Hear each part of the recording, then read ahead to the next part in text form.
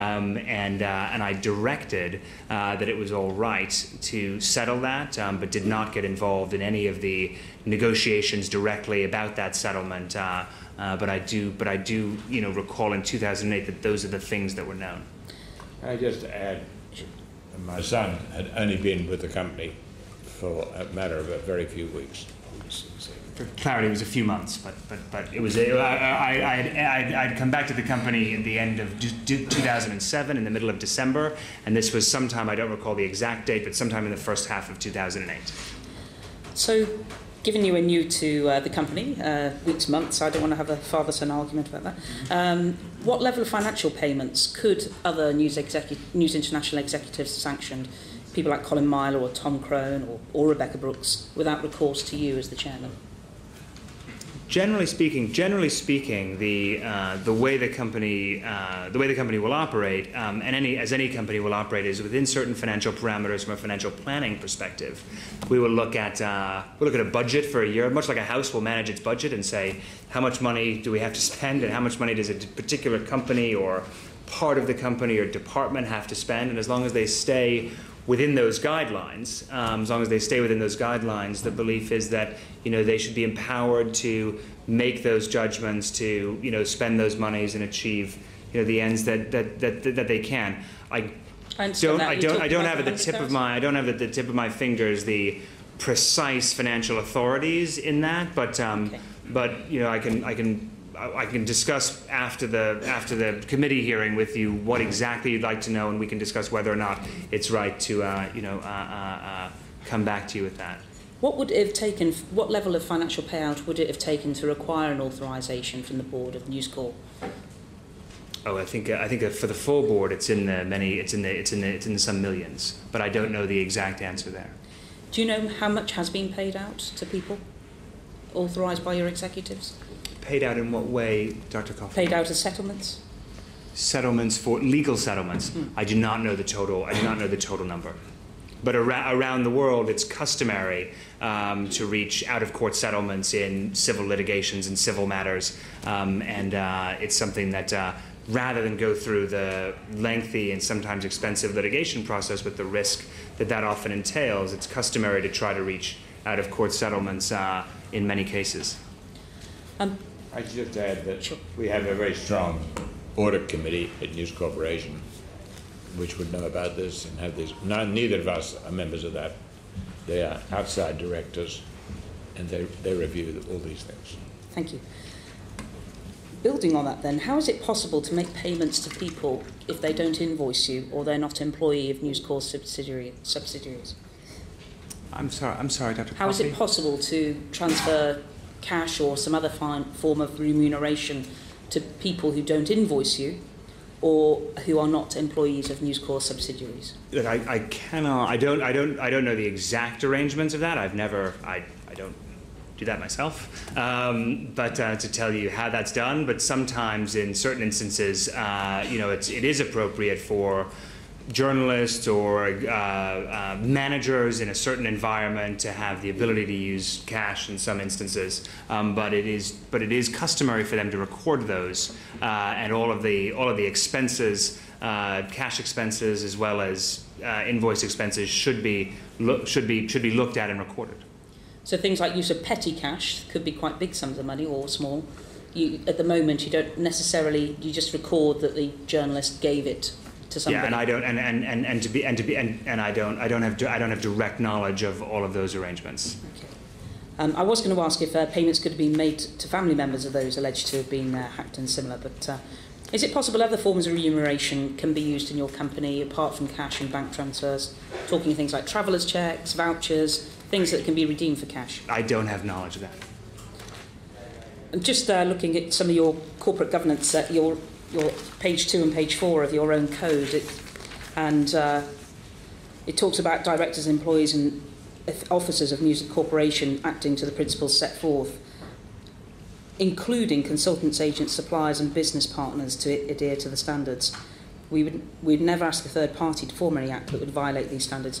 Can you tell me more a little bit, especially on the financial side, how you as an organisation try and make that happen? How we work is that each newspaper has a editorial manager. The titles vary. But they have to approve the expense claims of every reporter. The reporter has no authority to pay money on his own. Just to clarify, so the managing editor's office often manages a lot of the expenses and budgets, and should do so, and is directed to do so with propriety.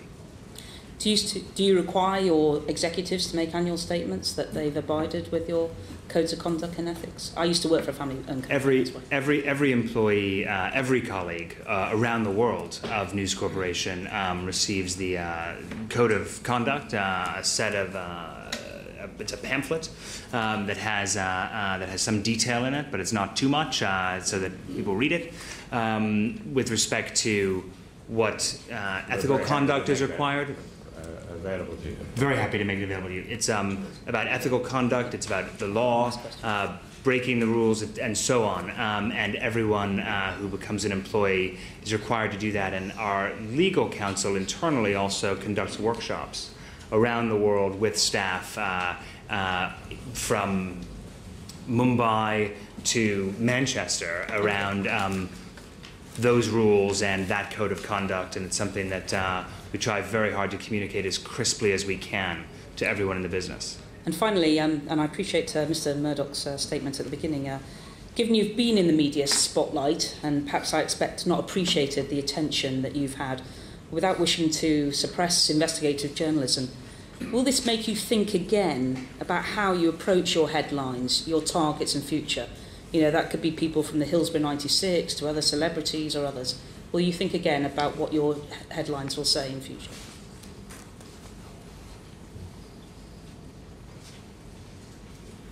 I think all our editors certainly will, and I'm not aware of any transgressions. It's a matter of taste. It's a very difficult issue. We have in this country a wonderful variety of voices, and they are naturally very competitive. And I'm sure there are headlines which occasionally give offence, but it's not intentional. Mr. Jameson?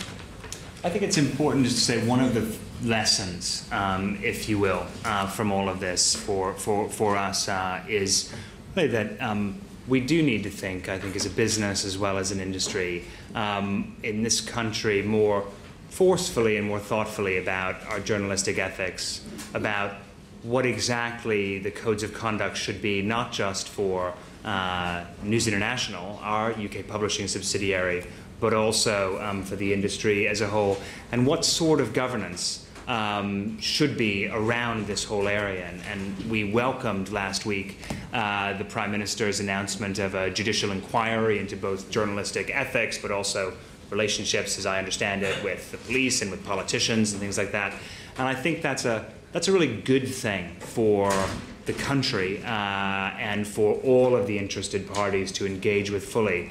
And one of the specific actions that we've taken to try to be as proactive as we can around this is we've actually set up something that we call the Management and Standards Committee that is outside of the actual management of our publishing company and reports to the independent directors or through the independent directors of our global public board, precisely to look at this issue around how, first, the specific issues, how we cooperate with the investigations, how we deal with allegations of wrongdoing and get to the bottom of it, but also, and I think importantly, how we coordinate and cooperate and really proactively engage with those judicial inquiries, and how we start to set a code of conduct and a code of ethics that we think and that it thinks is something that can both be a paragon for all of our newspapers, but all of the industry, but also something that really has teeth and can hold the company to account. And it's independently chaired,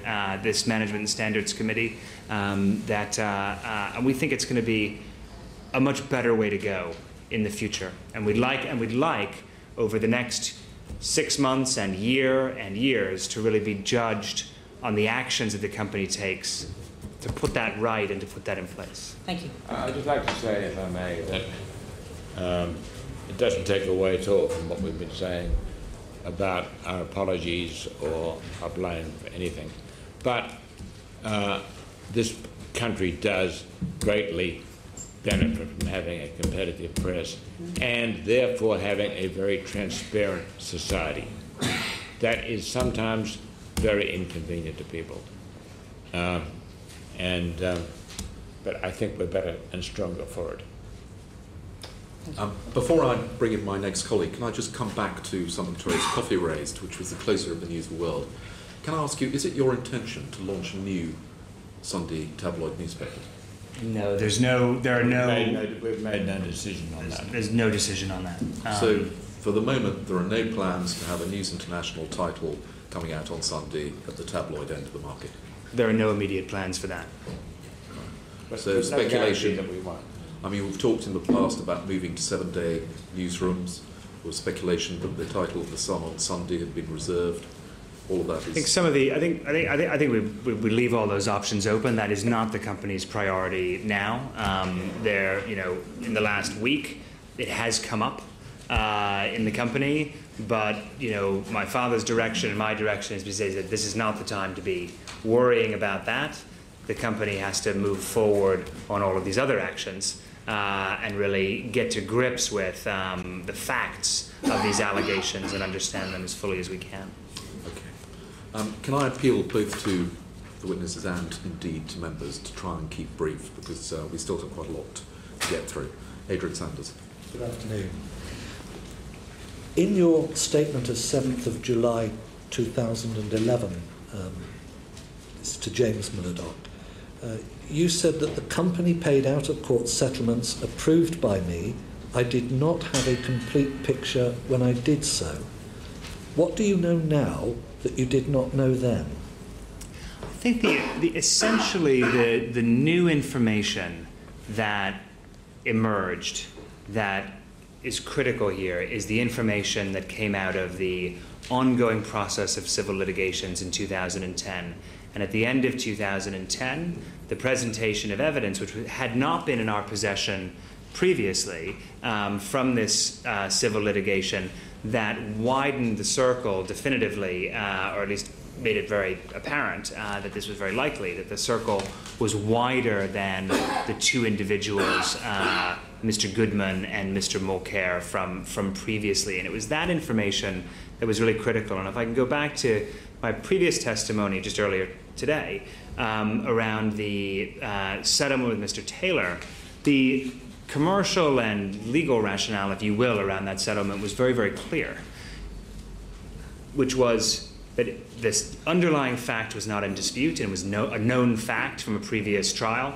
The advice was very, very clear as to what sort of damages could be expected to be paid, and it was quite clear and quite likely that if litigated, the company would lose that case. And in the context of none of this other information, this is a full year before some of the new allegations in the press arose from afar. So this is there was no reason to believe at the time that it was anything other than in the past.